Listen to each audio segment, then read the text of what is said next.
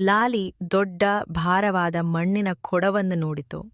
ನಂತರ ತನ್ನದೇ ಆದ ಚಿಕ್ಕ ಆದರೆ ಗಟ್ಟಿಮುಟ್ಟಾದ ದೇಹವನ್ನು ನೋಡಿತು. ಬಲದಿಂದ ಅದನ್ನು ಉರುಳಿಸಲು ಸಾಧ್ಯವಿಲ್ಲ ಎಂದು ಅದಕ್ಕೆ ತಿಳಿದಿತ್ತು. ಬದಲಾಗಿ ಅದು ಸ್ವಲ್ಪ ಹಿಂದಕ್ಕೆ ಹೋಗಿ ನಂತರ ತನ್ನ ಸಣ್ಣ ಸುರುಳಿಯಾಕಾರದ ಕೊಂಬುಗಳನ್ನು ಬಳಸಿ ಮಣ್ಣಿನ ಕೊಡದ ತಳವನ್ನು ನಿಧಾನವಾಗಿ ಮತ್ತು ಎಚ್ಚರಿಕೆಯಿಂದ ತಳ್ಳಿತು. ಅದು ನಿಧಾನವಾಗಿ ಕೊಡವನ್ನು ಅತ್ತ ಇತ್ತ ಆಡಿಸುತ್ತಾ ತಳದಿಂದ ತಳ್ಳಿತು. ಕೊನೆಗೆ ಅದು ಸ್ವಲ್ಪ ವಾಲುವಂತೆ ಮಾಡಿತು. ಒಂದು ಸಣ್ಣ ನೀರಿನ ಧಾರೆ ತಂಪಾದ ಹುಲ್ಲಿನ ಮೇಲೆ ಚೆಲ್ಲಿ ಆಳವಿಲ್ಲದ ಕೊಳವನ್ನು ಸೃಷ್ಟಿಸಿತು. ಸಿರಾ ತಕ್ಷಣ ಕೆಳಗೆ ಹಾರಿ ಸಂಪೂರ್ಣವಾಗಿ ತೃಪ್ತಿಯಾಗುವವರೆಗೆ ನೀರು ಕುಡಿಯಿತು.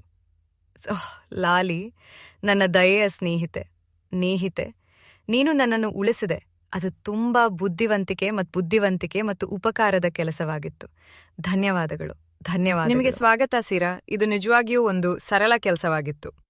ಇಲ್ಲ ಲಾಲಿ, ಅದು ಒಂದು ಅದ್ಭುತ ಕೆಲಸ. ನೀನು ನಿನ್ನ ಬಲವನ್ನು ಒರಟಾಗಿರಲು ಬಳಸಲಿಲ್ಲ, ಬದಲಿಗೆ ಸೌಮ್ಯವಾಗಿ ಮತ್ತು ಸಹಾಯ ಮಾಡಲು ಬಳಸಿದೆ.